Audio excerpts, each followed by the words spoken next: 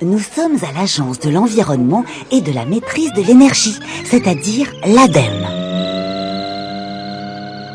Dans ces bureaux, on étudie tous les moyens de faire des économies en matière d'énergie, comme en collant des étiquettes partout, comme ici. Nous avons eu beaucoup de mal à joindre Monsieur Ball, l'un de ses directeurs. Là, on rame pour trouver son bureau. C'est qu'il est très occupé, Monsieur Ball. Alors, on a décidé de débarquer un peu comme des sauvages. Et on va essayer de le coincer entre deux rendez-vous. Vous êtes sûr? Monsieur Ball nous explique que s'il est si occupé, c'est parce qu'en France, de l'énergie, on en gaspille beaucoup. Et on pollue. Mais il va prendre 5 minutes et va nous donner des conseils pour faire des économies d'énergie dans nos maisons. Mais asseyez-vous, je vous en prie.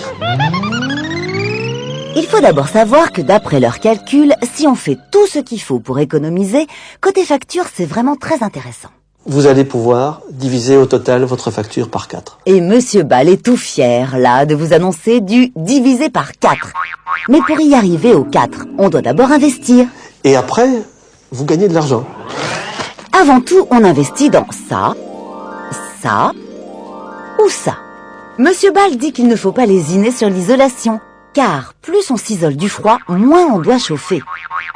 La première chose à faire, c'est justement d'améliorer l'isolation, aussi bien pour les murs que pour les toitures, mais également pour les planchers, parce qu'on a aussi des pertes à ce niveau-là. Également remplacer des simples vitrages, des doubles vitrages, et avoir une bonne étanchéité. Après l'isolation, on investit aussi dans un nouveau système de chauffage parfaitement écolo, et on dit basta au fioul qui sent mauvais. Par exemple, celui-ci utilise l'énergie solaire. Et celui-là pompe la chaleur dans le sol. Il n'y a pas une réponse standard qui soit pour tout le monde. Le meilleur chauffage, c'est ça.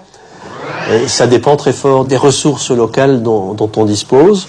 Dans des régions forestières, il est clair que le chauffage au bois, c'est un chauffage qu'on peut conseiller. Aujourd'hui, donc, on a des utilisations très modernes du chauffage au bois, avec des chaudières qui sont à alimentation automatique et qui utilisent par exemple des granulés qui vont charger la chaudière. Donc c'est plus du tout une énergie ringarde.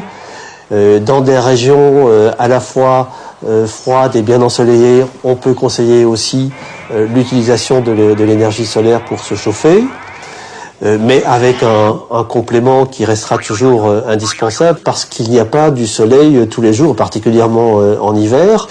Dans des régions où on peut faire facilement donc des forages dans le sol, l'utilisation donc de pompes à chaleur géothermiques donc qui vont puiser la chaleur dans le sol.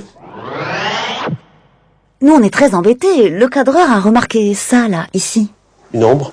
Monsieur Ball a une ombre affreuse, là. Pour faire des économies, nous n'avons pas osé sortir les projecteurs. Non, allez-y. On va pas consommer trop d'énergie. Mais ça ne dure pas longtemps. Oula. En plus, la journaliste trouve le moyen de tout casser dans le bureau.